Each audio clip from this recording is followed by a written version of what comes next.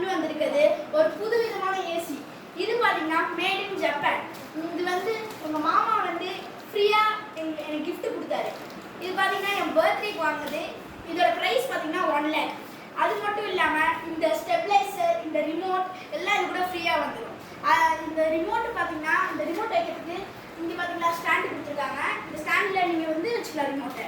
இது பார்த்தீங்கன்னா நீங்கள் வந்து எங்கே இருந்தாலும் ஆன் பண்ணலாம், ஏசி ஆன் ஆயிடும். அது மட்டும் இல்லாமல் இந்த ரிமோட்டை பற்றி நான் இப்போ உங்களுக்கு எக்ஸ்பிளைன் பண்ணுறேன். இந்த ரிமோட் பார்த்தீங்கன்னா இந்த ரிமோட்டில் வந்து இங்கே டைம் காட்டும்.